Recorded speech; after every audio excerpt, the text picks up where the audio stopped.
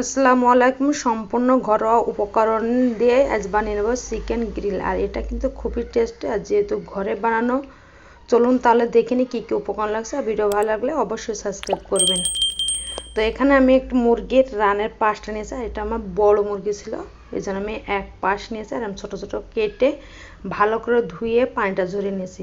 তো একটা এখানে মিক্সিং বল নিয়েছি, আর এখানে মশলাগুলো আমি আগে অ্যাড করে ভালো করে মিশিয়ে নেব। এখানে আদা, রসুন আর পেঁয়াজ বেরেস্তা করে নিয়েছি। তো দেখতে পাচ্ছি এখানে কিন্তু আমার এক বাটি মতো নিয়েছি। 2 চামচ নিয়েছি টমেটো সস, 2 চামচ নিয়েছি লাল রেড চিলি সস, আর এখানে দিয়ে দেব 2 চামচ মতো সয়া সস। তো সয়া সসটা দিয়ে লবণটা একটু বুঝে শুনে দিতে হবে। তো সয়া সসে কিন্তু লবণ থাকে। এখানে নিয়েছি কাবাব মশলা 2 চামচ মতো, তো শুকনো মরিচ হাফ চামচ, স্বাদ মতো লবণ। আর এখানে আমি যেহেতু টক দই দিচ্ছি না, এই জন্য আমি এখানে একটু দুধ আর লেবুর রস দিয়ে নিয়েছি। তো টক দই দিলে এটা না দিলে হবে, তো আমি টক দইয়ের পরিবর্তে এই দুটাই দিয়েছি। এখন ভালোভাবে মশলাগুলো মিশিয়ে নেব।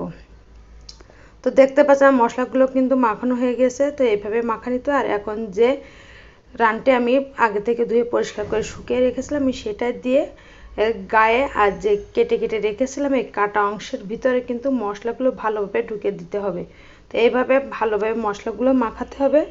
আর এটা কিন্তু আপনার পুরোটাই মানে যেগুলো কেটে কেটে নিয়েছি আমি ছোটো ছোটো করে, যাতে মশলাটা ভিতরে ঢুকে যায়, এই জন্য কিন্তু কেটে নিয়েছি। আর অবশ্যই আপনারা কেটেও নেবেন।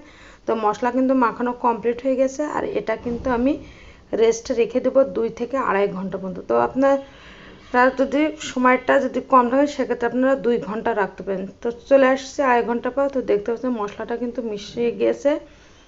এখন আমি এটা চুলায় বসিয়ে দেবো। তো চুলায় আমি কিন্তু তার আগে আমি আরও একবার করে মাখিয়ে নিচ্ছি।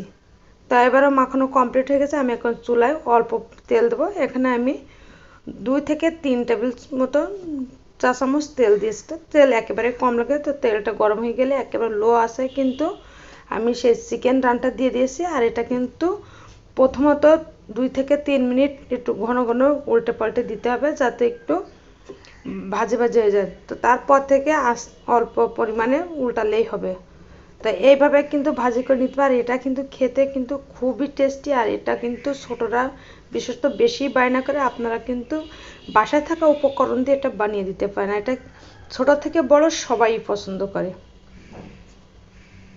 তো আমার উপরটা কিন্তু আমার আবারও মশলা মাখিয়ে নিচ্ছে। যে মশলাটা আমার এক্সট্রা ছিল আমি সেটাই কিন্তু অল্প অল্প করে ব্রাশ করে দিচ্ছি।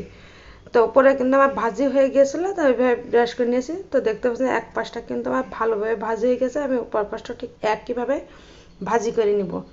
এটা দেখতে পাচ্ছেন এটা কিন্তু ভাজি কিন্তু পুরোটাই প্রায় হয়ে গেছে। আর এটা খেতেও কিন্তু খুবই টেস্টি। তো আপনার রেস্টুরেন্টে না খেয়ে বাসায় বানিয়ে কিন্তু খেতে পারেন। আর বাসার রান্না স্বাস্থ্যসম্মত সবাই তো জানেন, এই জন্য আপনারা চেষ্টা করুন বাসাতে বানিয়ে খাওয়ার জন্য।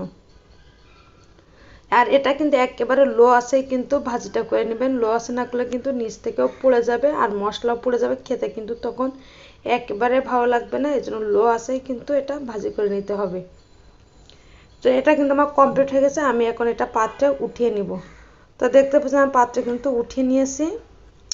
এখন যে বাকি মশলাটা ছিল সেটা থেকে আমি একটু সস বানিয়ে নেবো। আর এখানেও মশলাটা দিয়ে দিয়েছি, যে তেল ছিল সেই তেলের ভিতরে দিয়েছি আর সামান্য একটু পানি দিয়েছি।